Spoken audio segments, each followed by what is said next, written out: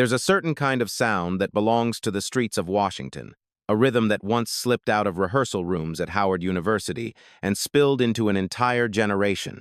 It was bold, young, and full of the fire that only ambition can create. And at the center of that moment stood a group of students who would one day call themselves the Blackbyrds, a band whose music carried both the elegance of jazz and the heartbeat of Black America. They weren't just playing songs. They were capturing the spirit of a time long before history realized how much their sound would mean. Let's get into their story right now. Let me know where you're watching this from in the comments. Grab yourself a warm drink, maybe a cup of water or tea, sit back, and let's start this journey together. Long before the Blackbyrds became one of the most distinctive jazz-funk groups of their era, their story began in Washington, a city defined by movement, rhythm, and change. In the early 1970 decade, Washington was a place where politics, culture, and art collided every single day. Neighborhoods carried the sounds of soul and gospel on Sunday mornings, while small clubs pulsed with jazz and early funk late into the night. And in the middle of this cultural landscape stood Howard University, known for shaping some of the brightest artistic minds in Black America. It was inside its classrooms and rehearsal spaces that the earliest pieces of the Blackbyrds would eventually fall into place. For many young musicians, Howard was more than an institution. It was a refuge, a place where talent could be sharpened and ambition had room to grow. Among these musicians were Keith Kilgo, Orville Saunders, and Joe Hall. They had played together during high school in Washington, already forming a bond through countless backyard gigs, talent shows, and late-night practice sessions. By the time they reached Howard University, they weren't just classmates. They were young artists with a shared sense of rhythm and an instinctive understanding of each other's timing and energy. Washington had shaped their ears. Howard would shape their identity. Everything began to change when they encountered Donald Byrd, the man who would become the guiding force behind their evolution. Donald Byrd was not just another professor. He was a celebrated jazz trumpeter, a former member of Art Blakey's Jazz Messengers, and a student of the legendary Clifford Brown. His career carried the respect of the jazz world, but his passion lay in pushing the boundaries of what black music could become. At Howard, he encouraged experimentation, telling his students to blend genres freely and to trust their instincts. For young musicians who were already blending jazz with funk and R&B, his presence felt like permission to dream bigger. Around this time, another key figure entered the picture. Kevin Toney, a gifted pianist from Detroit, brought a combination of classical training, Motown influence, and deep musical discipline. His arrival helped solidify the foundation of the group. Kevin understood structure and harmony in a way that elevated the entire ensemble. His playing added clarity to the group's early sound, giving their jazz-funk experiments a sense of cohesion they had been searching for. The chemistry between Keith, Orville, Joe, and Kevin was obvious to anyone who heard them play together. Their early rehearsals were modest but full of determination. Some took place in dimly lit classrooms where they pushed desks aside to make space for instruments. Others happened in small practice rooms where Donald Byrd would stop in quietly, listening without interrupting until the end of a passage. Then he would offer a few words that shifted their entire direction. To the students, these moments felt monumental. They were being shaped by someone who not only believed in their talent, but believed they could help redefine the future of black music. Slowly, a new identity began to form. Their sound blended the sophistication of jazz with the grounded groove of funk and the warmth of R&B melodies. It was fresh, bold, and unmistakably theirs. Donald Byrd saw it before anyone else did. He recognized that these young musicians were creating something that didn't quite fit neatly into any one genre, and instead of discouraging them, he pushed them further toward innovation. The name the Blackbyrds was chosen not only to honor Donald Byrd, but also to represent flight, freedom, and ambition. They were students, yes, but they were also young men who understood the power of music as a form of expression. Their rehearsals carried the energy of possibility. Their performances around campus gained attention. And slowly, the idea that they could become more than a university group began to feel real. Long before the Blackbyrds stepped into a recording studio or signed with a label, they were simply young artists, navigating the challenges of growing up during an era of rapid change. They practiced until late at night, walking across the Howard campus with their instruments and their dreams. They didn't yet know that their future songs would be sampled by hip-hop legends, or that their grooves would travel far beyond Washington. At that time, all they knew was that music gave them purpose. Before fame, before awards, before legacy, there was just the sound they believed in and the people who believed in it with them. When the Blackbyrds finally stepped beyond the campus of Howard University, they were stepping into a world that didn't quite know what to make of them yet. Their sound wasn't strictly jazz, nor was it pure funk or R&B. It lived in the spaces between those genres, in the grooves they carved out during long nights of rehearsal and experimentation. The early 1970 decade was a time when American music was shifting rapidly, and that shift gave them just enough room to be bold. Under the guidance of Donald Byrd, they were ready to move from student musicians to recording artists. Their first major turning point came in 1973, when the group signed with Fantasy Records. For a young band formed inside a university, being offered a contract by a respected label was more than a milestone. It was a validation of everything they had built. Fantasy Records had a reputation for supporting boundary-pushing jazz artists, and they saw potential in the young musicians who carried Donald Byrd's influence. The Blackbyrds were still refining their identity, but the label believed their fusion of styles could resonate with a wider audience. In 1974, they released their debut album, simply titled The Blackbyrds. The cover art, inspired by Vincent van Gogh's Wheat Field with Crows, felt fitting. It captured the mixture of beauty and tension that defined their sound. Inside the album was Do It Fluid, a track produced by Donald Byrd and Larry Mizell. It became an early favorite, not because it was polished, but because it was honest. The song carried the confidence of youth and the sophistication of musicians who understood jazz history, yet refused to be limited by it. It was the first clear sign that the Blackbyrds were creating something uniquely their own. Still, success did not come instantly. The music industry was crowded, radio stations were cautious, and critics were unsure how to categorize the group. But the Blackbyrds kept playing. They toured, performed in clubs that barely fit their instruments, and refused to let early challenges dictate their future. Audiences responded to their energy and authenticity. Their live performances showed people who they truly were, gifted musicians who blended technical skill with raw emotion. That commitment to growth led to their second album, Flying Start, released later in the same year. By this time, the group had begun to polish the edges of their signature sound. They leaned deeper into groove, giving their songs a stronger rhythmic foundation while keeping the jazz influences that shaped them. Recording this album felt different. They were no longer just proving themselves. They were building a musical identity that felt grounded and mature. The album contained a song that would change everything, Walking in Rhythm.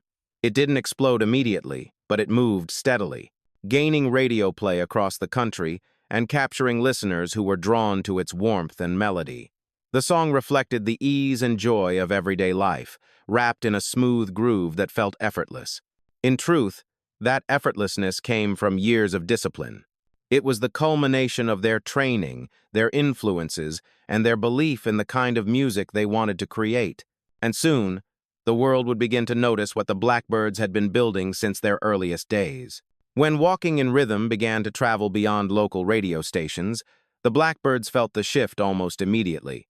What had started as a song built on simplicity and warmth suddenly became the bridge that connected them to a national audience. It was the kind of track that felt familiar the first time you heard it, as if it had already lived somewhere in the background of everyday American life. The melody was smooth, the groove was steady, and the emotion felt grounded in something honest. The Blackbyrds had written music before, but this was the first time they watched a song truly take flight. By the time the single climbed into the top 10 inches of the United States, the group realized they had crossed a threshold. They were no longer just the young musicians shaped by Howard University or the protégés of Donald Byrd. They were now a band that had earned a place on the national stage. The recognition deepened when the song received a Grammy nomination. Industry insiders took notice, and audiences who had never heard their name before suddenly wanted to know more about them. The success was not loud or explosive. It was steady, graceful, and built on the strength of the song itself. With momentum behind them, the Blackbyrds continued to grow. More performances, more interviews, and more studio time filled their schedules. But even with the sudden attention, they remained grounded in the philosophy that had shaped them from the beginning. Their sound was rooted in collaboration. Each member brought something different to the table, and together they created a collective voice that felt larger than any one individual. It showed in the way they approached their next recordings, pushing themselves to refine their identity while keeping the spirit of experimentation alive. Their work during this period reflected a group that understood both its purpose and its potential. They were gaining confidence, not from fame, but from the realization that their music was connecting with people in a meaningful way.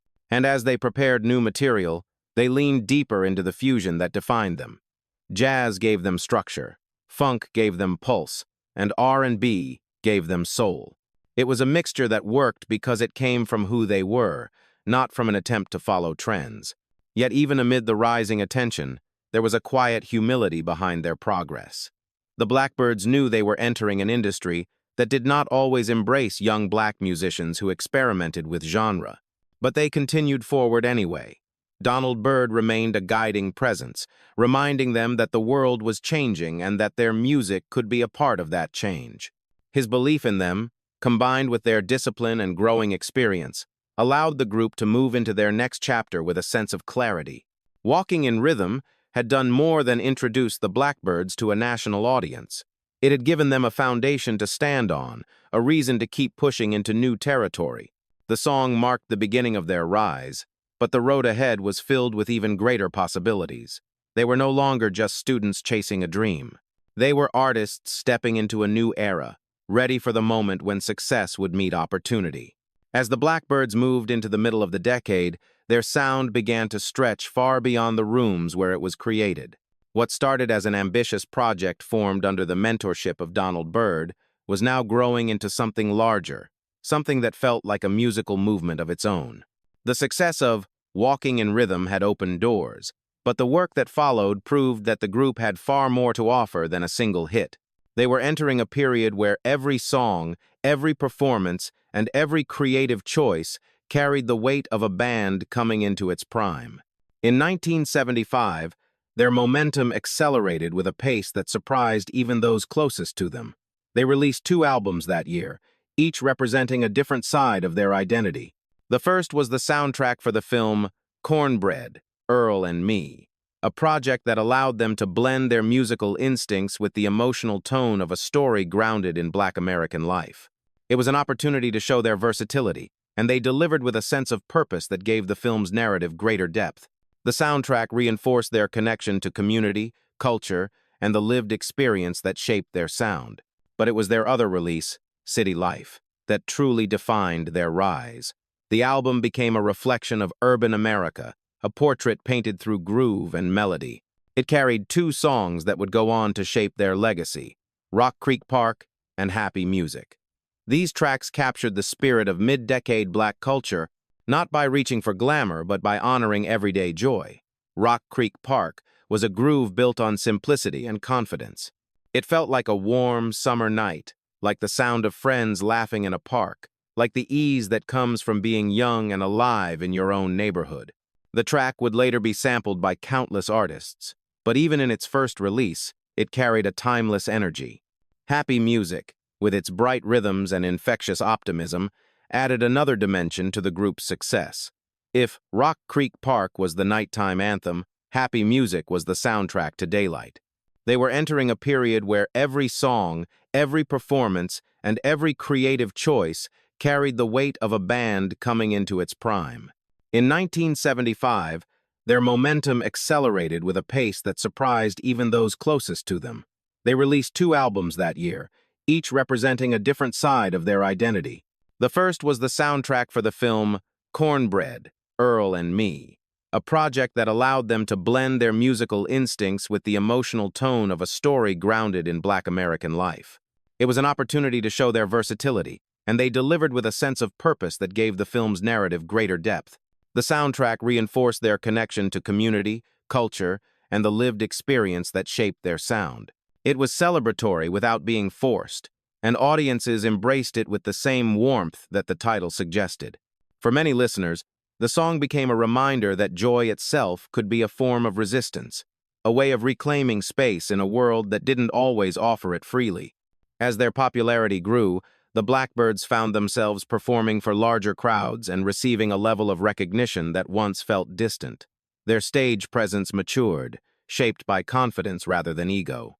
But the music industry has a way of changing the pace around artists, and by the late 1970 decade, the landscape was shifting faster than anyone expected. Disco was rising, reshaping radio programming and pushing jazz-funk acts into a corner. Labels were chasing new trends, and the expectations placed on young black musicians grew heavier. The Blackbyrds had always been resilient, but the pressure to compete in an evolving industry added weight to every creative decision they made. Their success brought recognition, but it also brought demands that threatened the freedom they once enjoyed when their only goal was to make music that felt true. The group continued to release strong material, but the process became more complicated. Schedules were tighter. Creative differences surfaced. Members who had once spent hours rehearsing together now found themselves pulled in different directions. For the first time, the unity that defined their earliest years began to stretch thin. It was not due to conflict or ego. It was simply the reality of growth, of young men becoming professionals in a business that rarely slowed down long enough for reflection. Donald Byrd remained a guiding presence, but even his influence could not stop the changes unfolding around them. His own career was expanding, and his commitments outside the group grew as well. Without his steady leadership shaping every step, the Blackbyrds had to navigate new challenges on their own. The bond was still there, but the effortless harmony of their early years was becoming harder to maintain. The music they created during this period still carried quality, but there was a quiet heaviness beneath it, a sense that the world around them was moving faster than their spirit could follow. They were still respected, still talented, and still capable of moments of brilliance. But the momentum that once felt natural was now harder to sustain. Success had brought them into the spotlight, but it also exposed them to the pressures that come when the industry expects more than inspiration can always provide. And though the Blackbyrds were far from fading, the subtle shadows beginning to form would eventually lead them into the most difficult chapter of their journey. By the time the late 1970 decade arrived, the world around the Blackbyrds had changed in ways they never could have predicted. Their early years had been filled with discovery and possibility, but now the path ahead felt uncertain. The rise of disco reshaped the industry, radio playlists shifted, and the jazz-funk fusion that once felt fresh was struggling to compete with new commercial demands. The group had built their identity on musicianship and authenticity, but those qualities no longer guaranteed space on the charts or in the clubs that once championed their sound. The bright momentum of their earlier work slowly began to fade, replaced by the quiet pressure of trying to stay visible in an industry moving in another direction. Inside the group, the mood was changing as well. The long hours, the constant travel, and the repeated push for the next hit began to wear on everyone. What had once been a joyful creative process was slowly becoming a routine marked by deadlines and expectations. Creative fatigue settled in. Members who had spent years side by side found themselves needing different things, both musically and personally. Some were drawn toward new styles. Others wanted to explore solo paths. They still respected one another, but the sense of effortless unity that defined their early years was no longer sustainable. Their 1980 album, Better Days, produced by the acclaimed George Duke, was an attempt to adapt to a changing landscape. It carried strong musicianship, fresh production, and moments of genuine artistry. But even with Duke's influence, the album could not escape the shifting mood of the era. It did not receive the attention many believed it deserved, and its performance quietly signaled a turning point. The Blackbyrds were still capable of creating meaningful work, but the industry had already begun turning its focus elsewhere. As opportunities became less frequent, the group found themselves in a difficult position. They were no longer newcomers driven by the excitement of possibility, yet they had not reached the level of institutional recognition that protected some of their contemporaries from the ups and downs of the industry. They were caught in the middle, too successful to be forgotten, but not established enough to withstand the drastic shifts happening around them. Their identity, once so clear and confident, began to feel weighed down by uncertainty. Individually, the members faced their own crossroads. Some struggled with the emotional toll of watching their momentum slip away. Others felt the pull of different musical visions. None of it came from conflict or resentment. It came from the quiet realization that the world they had known was no longer the same, and the group they had built together was starting to drift apart. For the first time, silence began to replace the energy that once filled their rehearsals and performances. The Blackbyrds were not falling apart because they failed. They were falling because the ground beneath them had shifted. The Blackbyrds were still capable of creating meaningful work, but the industry had already begun turning its focus elsewhere. As opportunities became less frequent, the group found themselves in a difficult position. They were no longer newcomers driven by the excitement of possibility. Yet they had not reached the level of institutional recognition that protected some of their contemporaries from the ups and downs of the industry. And like many artists facing the unspoken truths of a changing industry, they were forced to confront a difficult question: how do you hold on to something beautiful when the world around you no longer knows how to hear it? When the momentum finally slipped away, the silence that followed felt heavier than anyone expected. The Blackbyrds had spent years building a sound that reflected who they were, but the industry that once embraced their creativity had moved on. Opportunities slowed. Phone calls that used to come often began to fade. The transition was not sudden or dramatic. It was quiet, the kind of quiet that settles in gradually until it becomes impossible to ignore. For a group that had once filled rooms with rhythm and confidence, the stillness was its own kind of loss. Without the steady push of touring and recording, each member faced the reality of life beyond the spotlight. His hope was simple: to revive the spirit that had once connected them. The Blackbyrds returned to the studio with the intention of recording new material. But the timing was not right, and the album that might have reintroduced them to a new era of listeners never materialized. Life had taken each member down different paths, and the unity they once shared could not be recreated on command. The attempt was sincere, but the chapter quietly closed once more. Years later, in 2012, Keith Kilgo made another effort to revive the group's legacy. The album, Got to Fly, offered a new beginning, but it arrived without several of the original members. Time had changed them, and the losses that followed made the revival bittersweet. Donald Byrd passed away in 2013, leaving behind a legacy that stretched far beyond the Blackbyrds.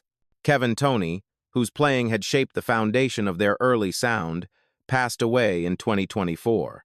Their absence cast a long shadow, reminding fans and former bandmates of how quickly time moves and how fragile creative journeys can be. The Blackbyrds were never forgotten, but the world that once embraced them did not pause when they stepped away.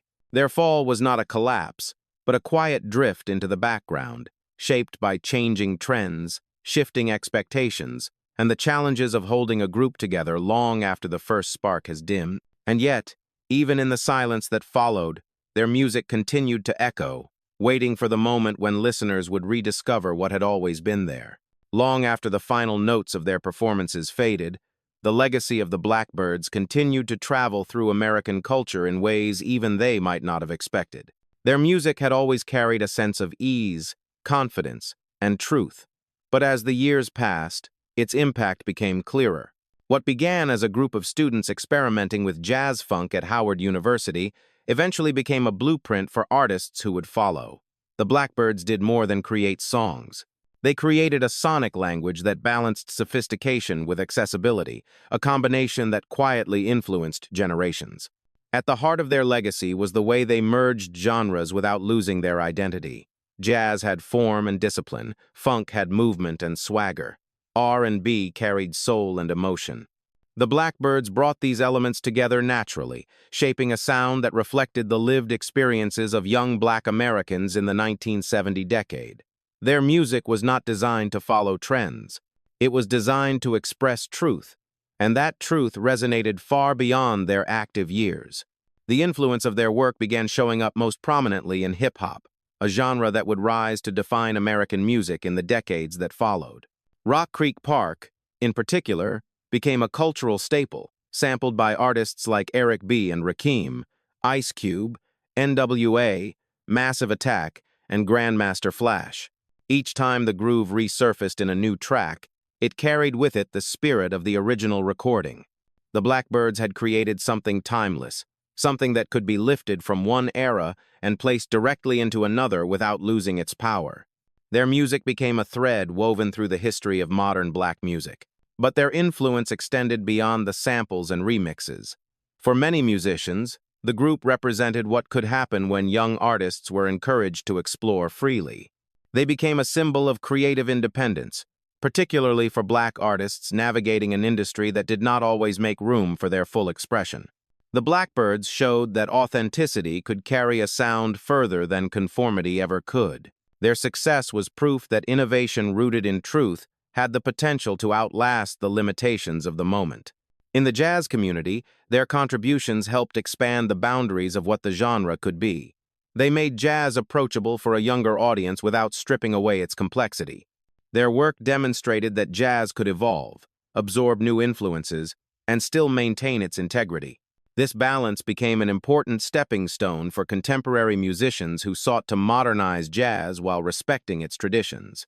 Among fans, their legacy lived through memories of dance floors, car radios, neighborhood block parties, and quiet nights spent listening to records. For some, the Blackbyrds were the soundtrack of youth. For others, they were a reminder of a time when music seemed to reflect both hope and struggle with equal honesty. Their melodies carried warmth, their rhythms carried movement, and their spirit carried a message about believing in one's own voice, even when the world changes around you. The Blackbyrds may not have been the most celebrated group of their era, but their influence rippled outward with a force that proved lasting. Their legacy was not built on headlines or awards. It was built on authenticity, innovation, and a sound that refused to fade. What they created still matters, still inspires, and still echoes through the artists who came after them. As the years moved forward, the music of the Blackbyrds found its way back into conversations, playlists, and documentaries, often in places far removed from the era in which it was born. Time has a way of reshaping perception, and for many listeners, revisiting the group's work felt like uncovering a piece of American history that had been sitting in plain sight. Critics who once struggled to categorize their sound began to acknowledge the quiet brilliance behind their fusion of jazz and funk. Younger listeners, discovering them through samples or curated playlists, were drawn to the warmth and sincerity that marked every recording. In America, their resurgence gained momentum as hip-hop producers continued to mine their catalog for grooves that carried emotional weight. The sampling of Rock Creek Park and other tracks created a bridge between generations. Listeners who had never heard of the Blackbyrds suddenly felt connected to something older, deeper, and undeniably rooted in black musical tradition. Through these modern reinterpretations, the group's work reached audiences who experienced it not as nostalgia, but as something completely new. Outside the United States, the Blackbyrds developed an unexpected following as well. International listeners were drawn to the smooth blend of genres and the unmistakable optimism baked into their sound. Their music appeared in DJ sets, radio archives, and retrospectives dedicated to the evolution of global funk and soul. What had once been the soundtrack of a very specific time and place now resonated across cultures, proving that sincerity in music often transcends the boundaries of geography. Their passing years also brought moments of reflection. The death of Donald Byrd in 2013 served as a reminder of the profound impact he had on American music, not just as a performer, but as a mentor whose belief in young artists shaped an entire generation. When Kevin Toney passed away in 2024, fans revisited early recordings with a renewed understanding of how essential his playing had been to the group's identity. Each loss added weight to their legacy, pushing listeners to look back with a deeper appreciation. What makes the Blackbyrds' story so powerful is the way history has softened around them, lifting their contributions into clearer view. They were never forgotten, but for many years, their significance sat quietly in the background, overshadowed by the fast pace of changing trends. Now, with time offering perspective, their work is recognized not as a footnote of the 1970 decade, but as an essential thread in the fabric of American music. Their legacy is one of subtle brilliance. It lives in the grooves sampled by new artists, in the memories of those who danced to their records, and in the rediscovery of younger listeners who understand that some sounds never lose their truth. The story of the Blackbyrds begins the way so many great American stories do, with hope, with youth, and with a belief that music can give meaning to the world. But as we look back now, after decades of change and silence, their journey carries a weight that goes far beyond charts or accolades. It becomes a reminder of how fragile recognition can be, and how easily time can bury the brilliance of those who once shaped a generation's sound. When we return to the opening image, the rehearsal rooms at Howard University, the late nights filled with possibility, the guidance of Donald Byrd, we understand something deeper.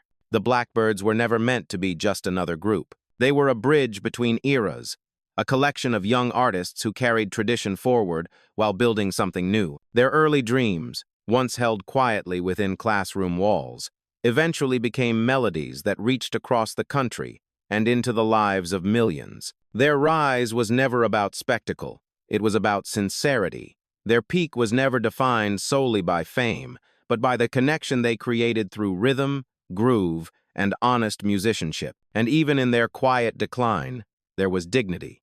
They did not fall because they lacked talent.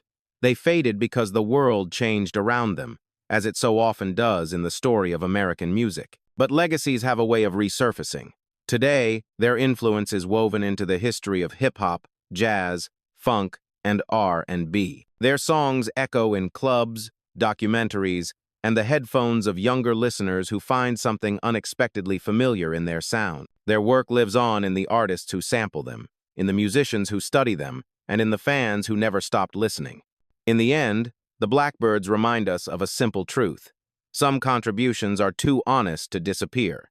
Their music stands as a testament to what can be created when discipline meets passion, when guidance meets raw talent, and when young artists believe in their own voice even before the world knows their name. So as we close this chapter, the question becomes yours. Do you think the Blackbyrds ever received the recognition they truly deserved? Did the world see their brilliance fully, or are we only now beginning to understand the depth of what they created? If this story brought back memories, or if it introduced you to a sound you never knew you needed, leave your thoughts in the comments below. Share what their music means to you, or which song first made you feel something you couldn't quite put into words. And if you believe stories like theirs deserve to be remembered, be sure to subscribe to the channel. Every click, every share, every comment helps keep these legends alive. Because even when the world forgets, we remember.